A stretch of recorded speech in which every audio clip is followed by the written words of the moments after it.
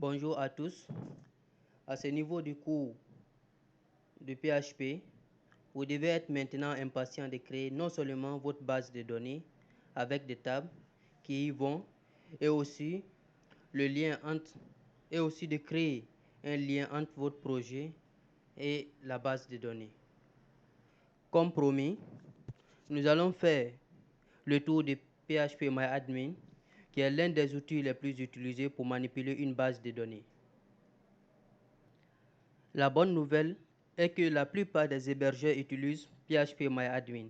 Et aussi, PHPMyAdmin est livré gratuitement, que ce soit avec WAMP ou ceux qui utilisent Laragon ou dans XAMPP. Nous allons non seulement apprendre à créer une table, à connaître les types des champs en MySQL, on va aussi apprendre la notion des clés primaires et apprendre aussi à modifier une table et le contenu d'une table. Avant de créer notre première table, nous devons ouvrir d'abord PHPMyAdmin, le programme PHPMyAdmin. Nous allons faire simple. Donc pour cela, vous allez ouvrir votre navigateur que vous utilisez et vous écrivez d'abord localhost et ensuite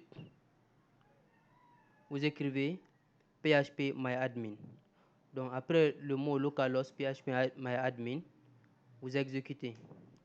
N'oubliez pas aussi de lancer votre serveur.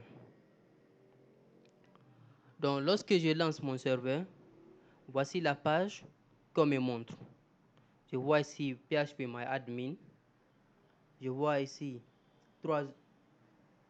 deux colonnes. Une première colonne ici, une deuxième colonne. Mais ne soyez pas aussi étonnés que lorsque vous lancez le PHPMyAdmin, qu'on vous redirige vers une page d'authentification. Lorsqu'on vous demande ici utilisateur, écrivez simplement root. Ou à la place d'utilisateur, si votre navigateur est en anglais ou votre serveur est en anglais, au lieu d'utilisateur, on peut écrire root ou admin. Et le nom d'utilisateur, par défaut, c'est le root. Et il n'y a pas de mot de passe. Vous cliquez sur exécuter et vous serez redirigé vers cette même page, qui est le programme PHPMyAdmin. Va nous permettre de gérer notre base de données.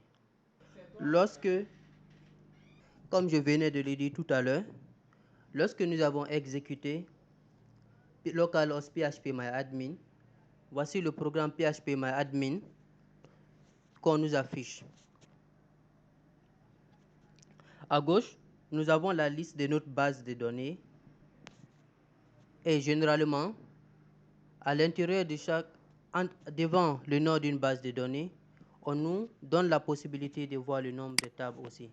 Ou soit, lorsque vous cliquez sur le nom de la base de données, on déballe une liste de votre base de données. Et lorsque je déballe, regardez juste dans cette colonne, j'ai une seule table et en bas, on me met le nombre de tables. J'ai une seule table. Mais ne soyez pas aussi étonnés de voir juste en face du nom de votre base de données, des nombres.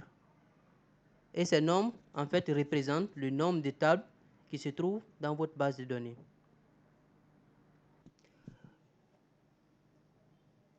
Dans cette colonne, nous avons la liste de notre base de données. Donc, j'ai une base de données qui s'appelle Cordolo, j'ai une base de données qui s'appelle Forum, j'ai une base de données qui s'appelle MySQL, j'ai information schéma. Donc, par défaut, lorsque vous lancez PHPMyAdmin pour la première fois, ils vont vous proposer de créer une base de données.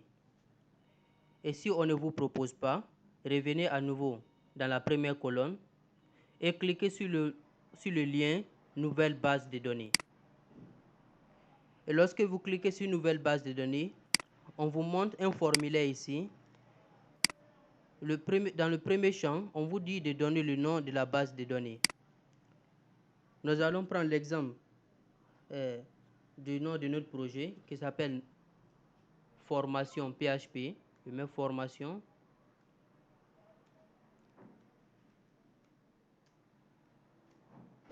PHP. Mais ici, vous êtes libre de donner n'importe quel nom à votre base de données.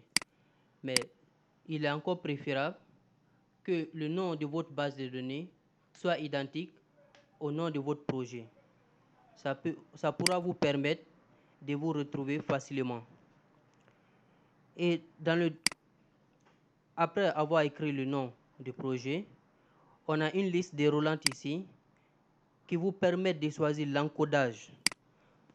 Parce que lorsque vous allez entrer des données dans votre base de données, parfois, si l'encodage ne vous permet pas de reconnaître les lettres en majuscules, au lieu d'écrire par exemple E en majuscule, ils vont essayer de le transformer en un autre symbole.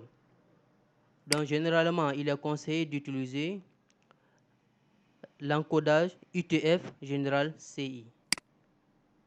Et vous cliquez sur Créer.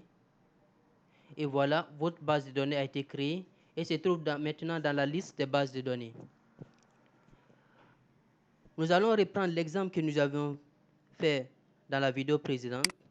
Nous avons créé une table de façon manuelle qui nous permettait de stocker la liste des livres. Et nous avons dit que cette table était l'exemple d'un tiroir. Et on a dit que le tiroir, on avait dit qu'une armoire pouvait contenir plusieurs tiroirs. Donc nous allons toujours revenir sur l'exemple que nous avions fait dans la vidéo précédente. On va créer une base de données que nous allons appeler armoire. Mais avant de continuer, je vous préviens, ne touchez pas à la base de données information, schéma et MySQL parce que ce sont les deux bases de données qui permettent de gérer votre programme PHP MyAdmin. Maintenant que nous savons créer une base de données, nous allons revenir à nouveau, cliquer sur le lien nouvelle base de données et nous allons appeler notre base de données armoire.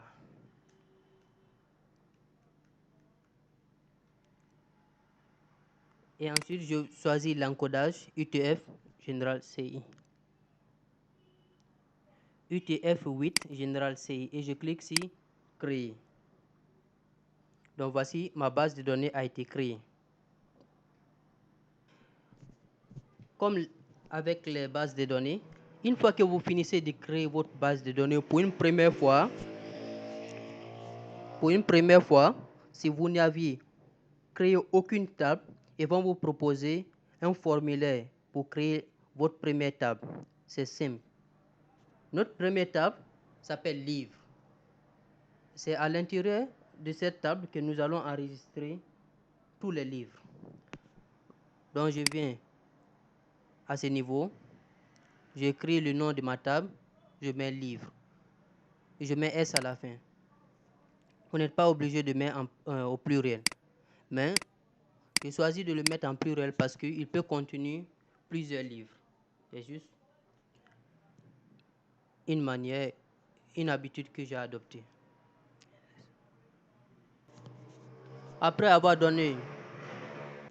écrit le nom de la table, on me demande aussi de donner le nombre de colonnes qu'il me faut pour créer cette table. Essayons juste de revenir un peu en arrière. Lorsqu'on avait créé la table, on a dit qu'on avait besoin du nom du livre, le nom de l'auteur et l'édition aussi. Donc les informations que nous avons saisies à l'intérieur ne sont pas des informations vraies, c'est juste prendre un exemple qui va nous permettre de manipuler notre table.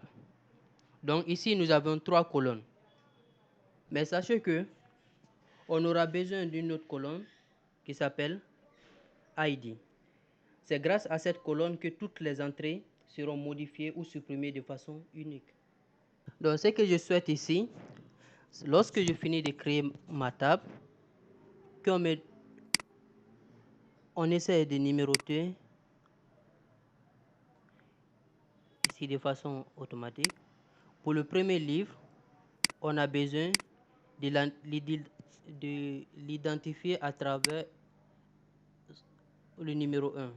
Le deuxième livre, soit qu'on l'identifie à partir du numéro 2. et le troisième, le numéro 3. C'est très important parce que il peut y avoir un auteur qui a écrit par exemple plus de 5 livres et on enregistre seulement que on enregistre le livre de l'auteur et son nom. Si on veut effectuer une modification et lorsqu'on essaie de faire une modification en fonction du nom, on a 5 livres, on ne sait pas exactement quel livre nous voulons modifier en fonction du nom de la personne. Donc c'est pour cela que nous utilisons ici ce qu'on appelle un identifiant ici pour attribuer un numéro unique à chaque livre. Si je reprends à nouveau, on aura 1, 2, 3, 4, on aura 4 colonnes. Donc dans mon PHPMyAdmin, après le nom de la table, je vais mettre ici 4 comme nombre de colonnes et je clique sur exécuter. Donc pour le moment, la table n'a pas été créée. C'est la première étape qui nous redirige sur la deuxième page qui va nous permettre enfin de finaliser la création de notre table. Lorsque vous allez arriver à cette étape, vous allez voir ici, pour la première colonne, on demande d'abord le nom. C'est ici que vous allez donner le nom de la colonne. Ici, on a par exemple ID, nom, auteur, édition. C'est ce qui représente le nom de la colonne. Donc, pour le premier, je mets d'abord ID. Ensuite, je mets nom. Je vais mettre nom livre pour ne pas que vous fassiez une confusion entre le nom qui a été donné ici et le nom du livre. Donc, je mets nom-8 et je mets livre. Après le nom, on a auteur. Je mets ici auteur. Et ensuite, j'ajoute édition, la colonne édition. Lorsque vous finissez d'écrire le nom de la colonne, juste en face du nom de la colonne, vous avez le type. On essaie de déballer cette combo. On voit int, var, char, type, date, texte. Mais en réalité, tous les types qui sont utilisés ici sont regroupés par catégorie. On a une catégorie numérique qui permet de contenir que ce soit des nombres décimales ou entiers. On a aussi la catégorie date qui contient qui peut contenir non seulement une date avec l'heure, une date seulement, on peut stocker uniquement l'heure ou récupérer seulement l'année. Dans la catégorie chaîne, ce sont les chaînes de caractères. Il y a tous les types en fonction de votre contenu. Et regardez très bien aussi, on a aussi un autre type qu'on appelle spatial. Généralement,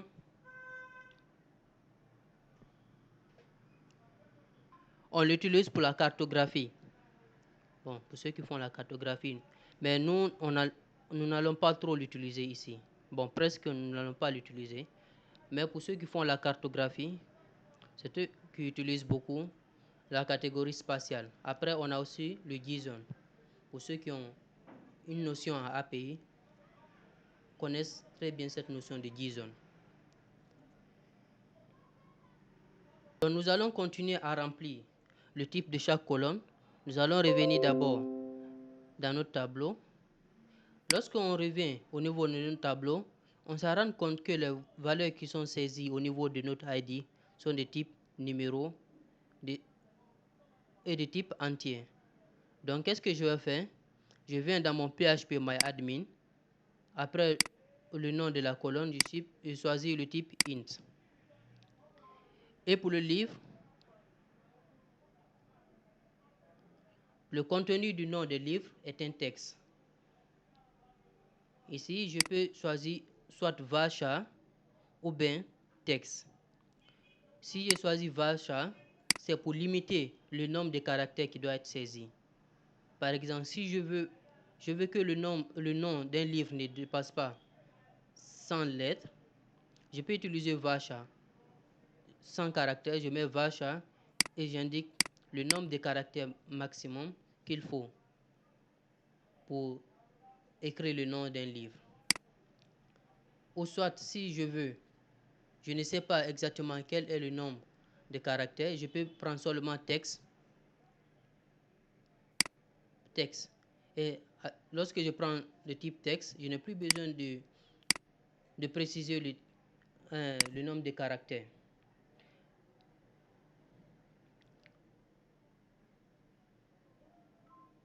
Lorsqu'on revient dans notre tableau, on se rend compte aussi que le nom de l'auteur aussi est un texte. Donc, je peux revenir ici, prendre comme type texte. Je vais essayer de prendre deux types de chaînes de caractères différents, juste pour vous faire familiariser avec les types. Donc, je vais au niveau de valeur. Je prends par exemple 250. Le nombre maximal que vous pouvez prendre si vous utilisez le varchar est de 250. Donc nous allons ici prendre 200 pour nous limiter au nombre de caractères 200. Mais lorsqu'il s'agit de l'édition, on a non seulement un texte accompagné d'un autre symbole, et aussi on a des chiffres. Ici, si on utilise le type int, on aura des soucis parce que le n n'est pas le n est un caractère. Donc, lorsque nous allons essayer d'écrire n13, il nous montre des erreurs. Donc ici, qu'est-ce que nous allons faire? Nous allons prendre le type varchar qui va nous permettre de contenir non seulement des caractères et des nombres. Donc je mets ici 100 aussi.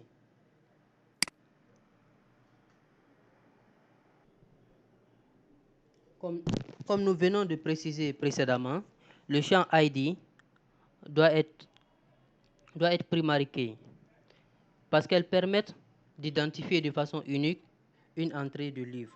Puisque nous utilisons la table livre ici, cela veut dire qu'il n'y aura pas deux livres ayant le même identifiant. Donc il sera non seulement facile pour nous de sélectionner un livre en fonction de son ID et de le supprimer en fonction aussi de son ID. Donc pour que l'ID soit primary key, nous allons nous rendre au niveau de la colonne index et nous allons choisir le type primary. Mais lorsque vous choisissez le type primary, il faut que vous avez deux choix. Soit c'est vous-même qui saisissez, ou soit vous donnez la possibilité à la machine de choisir automatiquement la valeur de l'ID.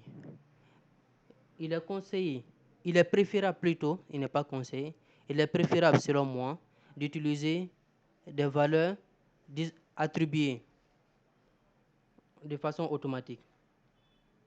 Parce que si vous vous retrouvez avec 1000 utilisateurs de votre application, donc vous ne connaissez plus quel est le dernier numéro de la personne, de l'avant-dernière personne dont vous venez d'enregistrer, vous risquez de faire des doublons.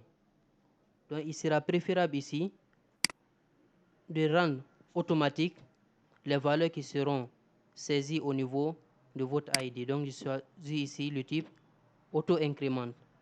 Et voici ça abrégé ici AI, qui veut dire auto-increment. Lorsque vous essayez même de survoler, regardez, c'est écrit auto-increment. C'est écrit en anglais d'ailleurs. Vous pouvez aussi décider de rendre soit l'édition unique, voici. Si vous voulez rendre une entrée unique, vous cliquez sur le mot unique. Donc nous n'allons pas rendre ça unique. Nous allons rendre ça unique. C'est bon. Et lorsque vous finissez de saisir ces informations, ça veut dire que vous avez fini de créer la table. Et pour l'enregistrer, pour terminer la création de la table livre, vous cliquez sur le lien enregistrer. Je clique sur enregistrer. Et voici, lorsque je viens maintenant dans ma base de données armoire, je vois ici une table livre qui vient d'être créée. Lorsque j'essaie de déballer, voici, j'ai la liste de mes colonnes ici. J'ai ID, édition, auteur, nom de livre. Nous allons essayer de parcourir le livre. Lorsque vous essayez de cliquer sur parcourir, on vous montre les différentes entrées. Nous avons dit que les entrées, ce sont les informations qu'on saisissait dans notre table. Nous allons essayer d'insérer des données de façon manuelle. Pour le faire en MySQL, vous cliquez sur l'onglet, vous sélectionnez d'abord votre table. Je suis dans ma base de données armoire. Je vais saisir des informations à l'intérieur de la table livre. Je clique sur livre. Ensuite, je me rends dans l'onglet insérer. Si votre MySQL est en anglais, ils vont écrire insert. Donc, comme nom du livre, nous allons faire comme nom du livre, nous allons écrire livre de mathématiques.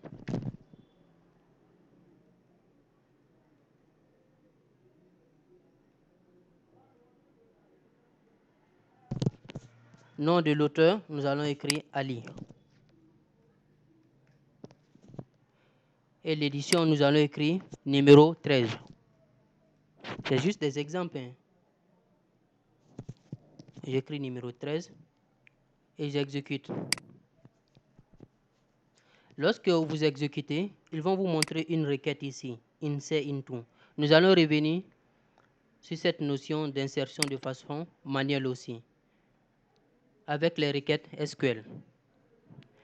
Cette requête montre l'enregistrement que vous venez d'effectuer. Mais si vous avez remarqué quelque chose, nous n'avons pas saisi la valeur 1 ici pour notre ID. Mais automatiquement, ils ont su que c'est notre premier enregistrement. Donc, ils ont attribué la valeur 1 à notre ID. Lorsque nous allons essayer d'effectuer un autre enregistrement, puisque l'ID 1 existe déjà, ils vont passer à la valeur suivante. Donc ici aussi, je ne mets pas de valeur au niveau de notre ID. Comme nom de livre, je mets science. Je mets livre de français plutôt, comme on l'avait fait dans notre tableau.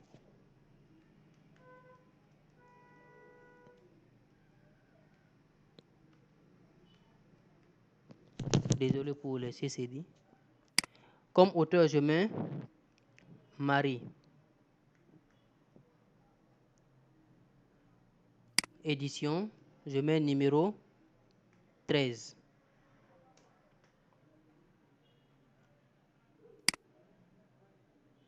Et lorsque j'exécute, on me montre aussi une autre requête d'insertion de livre de français que nous venons d'effectuer tout à l'heure.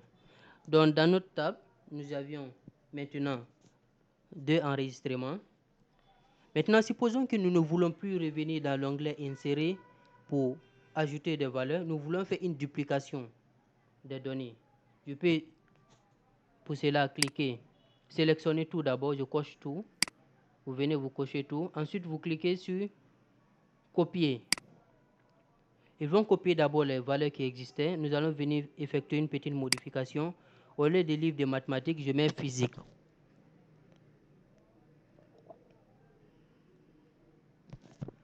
Auteur, je mets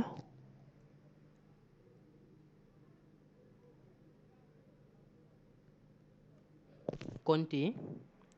Numéro de l'édition, je vais faire une différence ici, je mets 17. Et pour la deuxième copie, au lieu de livre de français, je mets livre d'histoire. Comme nom de l'auteur, je mets Aïcha. Et le numéro de l'édition, je mets 45, 145. Et lorsque j'exécute cette fois-ci, on aura 4 enregistrements. Donc, on a 4 enregistrements avec des numéros identifiants différents. Et lorsque j'essaie de modifier ça, je mets ça à 1. Regardez ce qui va se passer. On nous montre l'erreur SQL pour nous dire qu'il y a une duplication du champ 1.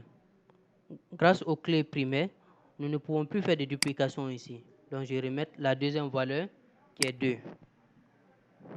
Je mets la valeur 2 et j'enregistre. Pour le moment, nous n'écrivons pas de code PHP, mais ne vous inquiétez pas, nous allons le faire dans une vidéo, dans une autre vidéo où nous allons lier notre PHP et à notre base de données. On va à nouveau utiliser les requêtes d'insertion, de modification en fonction de l'ID, la suppression en fonction de l'ID et aussi la sélection d'un seul livre en fonction de l'ID. Si j'utilise seulement que l'ID ici, l'identifiant, c'est parce que je suis convaincu que ce champ n'aura pas de valeur, n'aura seulement que de valeurs identiques, mais qui ne seraient pas dupliquées. Donc, pour faire des requêtes SQL ici, soyez toujours rassuré que vous avez sélectionné votre table et vous cliquez sur l'onglet SQL. Lorsque je clique sur l'onglet SQL, j'ai un tableau ici qui ressemble à un texte d'éditeur et c'est à l'intérieur de ce texte d'éditeur que je vais écrire mon code. On va commencer d'abord à afficher tous les éléments. Dans une vidéo, j'avais listé quelques requêtes et nous allons essayer de les mettre en pratique cette fois-ci. Nous allons utiliser la première requête qui permet d'afficher le contenu de toute notre table. Donc pour faire cela, je mets select et pour sélectionner tous les éléments, je mets étoile. Et ensuite, j'accompagne du mot from. Jusqu'à ce niveau, j'ai juste écrit sélectionner tous les éléments. De quelle table? De la table livre. Et lorsque vous finissez d'écrire cette requête, elle va vous permettre d'afficher le contenu du livre, c'est-à-dire toutes les entrées qui ont été effectuées. Quand je clique sur exécuter, voici à nouveau, je reviens au niveau de table livre, j'ai toutes les valeurs qui ont été saisies. Mais jusque-là, il n'y a pas un changement, il n'y a pas un grand changement parce que si je cliquais sur parcourir, j'allais voir à nouveau tous ces enregistrements. Maintenant, nous allons essayer de sélectionner un enregistrement en fonction de l'ID. Donc, nous allons écrire select toujours étoile pour dire qu'on veut sélectionner tous les champs de livre, mais seulement que lorsque l'ID est égal à 1. Donc, lorsque j'exécute ça, j'ai seulement que notre enregistrement dont l'ID est égal à 1 ici, et les autres ne s'affichent pas. Donc, voici la requête. On met select étoile from, le nom de notre table, et where est le mot qui nous permet de faire une condition ici. Et donc, on a mis ID est égal à 1, qui veut dire qu'on veut sélectionner l'entrée dont l'ID est égal à 1. Nous allons revenir à nouveau dans l'onglet SQL pour faire une modification. Avant de faire la modification, je regarde d'abord l'enregistrement dont l'ID est égal à 1. Comme nom de livre, on a livre de mathématiques. Nous voulons changer non seulement le nom du livre, et aussi l'édition. Nous voulons mettre seulement numéro 25 au lieu de mettre numéro 13. Dans ce cas, je reviens dans l'onglet SQL pour modifier le nom du livre et l'édition du premier enregistrement. On va utiliser le mot-clé update. J'utilise update et ensuite j'écris le nom de la table qui est ici livre et aussi le mot-clé set. Maintenant, j'attribue à chaque colonne le nouveau nom que je veux attribuer maintenant. Je mets maintenant nom livre qui est notre colonne qui permet de continuer le nom des livres et j'ouvre les same-codes. À l'intérieur des same-codes, j'écris maintenant le nom le nouveau nom que je vais attribuer à notre enregistrement dont l'ID est égal à 1. Au lieu d'écrire livre de mathématiques, nous allons écrire seulement livre PHP.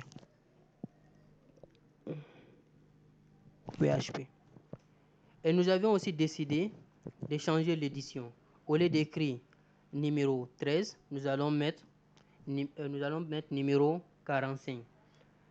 Et pour ajouter aussi une note encore, nous allons mettre seulement virgule et maintenant ajouter la colonne donc, que nous voulons modifier, qui est l'édition ici. Et pour l'édition, je mets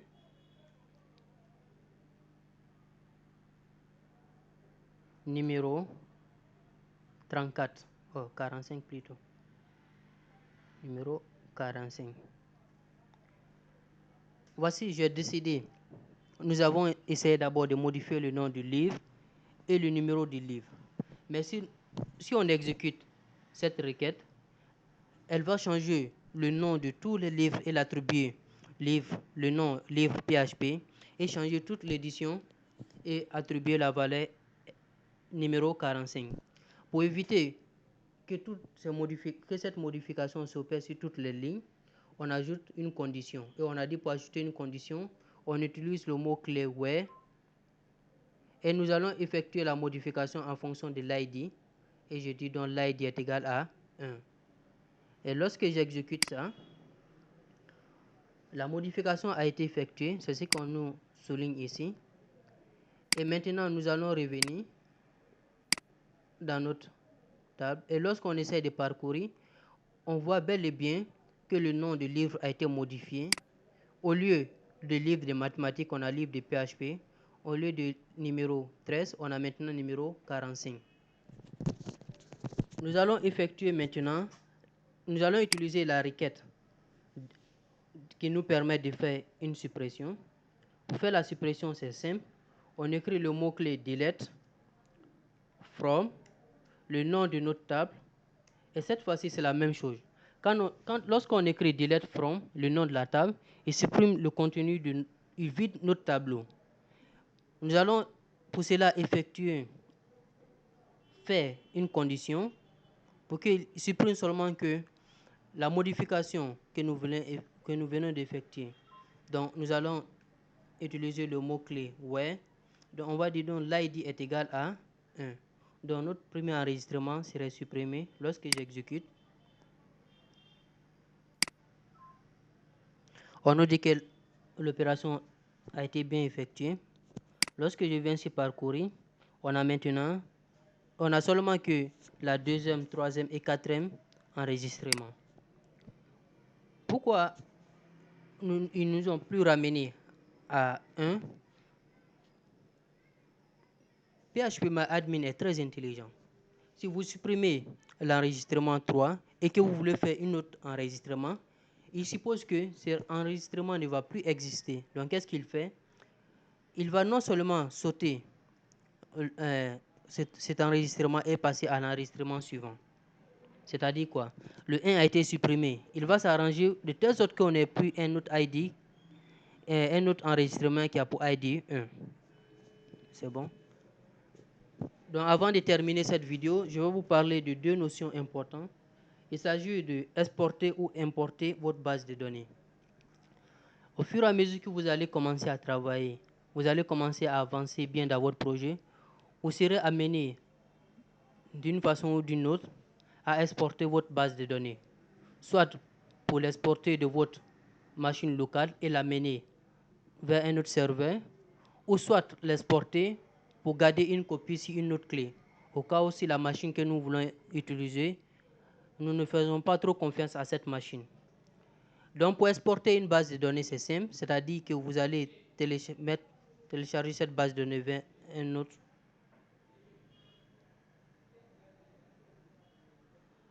Vous allez télécharger ça pour le mettre dans votre machine. Pour exporter la base de données, vous cliquez d'abord sur le nom de votre base de données. Ensuite, vous cliquez sur l'onglet Exporter. Et lorsque vous cliquez sur l'onglet Exporter, ça va prendre quelques temps. Ici, la seule information qui vous importe ici, c'est vous rassurer s'ils ont sélectionné ici, s'ils ont pris aussi le format SQL. Moi, je vous conseille de prendre ce format SQL parce qu'il sera plus facile pour vous de l'exporter dans un autre programme et d'exécuter la requête SQL. Donc vous cliquez maintenant sur exécuter pour qu'on puisse télécharger. Donc quand je clique là-bas, voici, en fonction de votre navigateur, vous verrez le message qu'ils vont vous afficher pour télécharger le fichier. Donc quand je clique sur Save, le téléchargement est fini. Donc je clique sur Open Folder. Voici ma base de données Armoire que j'ai pu récupérer depuis PHPMyAdmin. Maintenant, supposons qu'on voulait faire le contraire et qu'on avait pris une autre machine.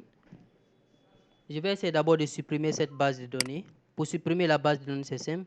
Vous cliquez sur la base de données et vous cliquez sur l'onglet Accueil. Si c'est en anglais, vous cliquez sur Home. Je viens dans Base de données. Je sélectionne ma base de données qui s'appelle Armoire et je clique sur Supprimer. Oh, la base de données a été supprimée. Si je vais importer ma base de données, je vais créer une autre base de données qui porte le même nom que le fichier qui vient d'être supprimé, qui s'appelle Armoire. Et je prends aussi l'encodage UTF-8 Général CI. Et je clique sur Créer pour enregistrer. Voici que la base de données est créée. Pour importer, vous cliquez sur le mot Importer. Si votre PHPMyAdmin est en anglais, vous verrez Import. Je clique sur Importer. Et voici l'élément qui nous importe ici, Browse, qui nous permet de parcourir notre site pour retrouver là où se trouve le fichier. Je clique sur Browse. Comme on venait de le télécharger, je me rends dans l'onglet Télécharger et je sélectionne le nom de ma base de données qui s'appelle le fichier base de données Armoire SQL et je clique sur Open. Et lorsque je clique sur Exécuter, ma base de données viendra à niveau dans le programme PHPMyAdmin. Donc voici, j'ai ma base de données Armoire et j'ai la table livre. Donc c'est tout pour aujourd'hui, merci. Dans la suite, nous allons voir maintenant comment lier notre base de données à notre programme, à notre projet PHP. Merci.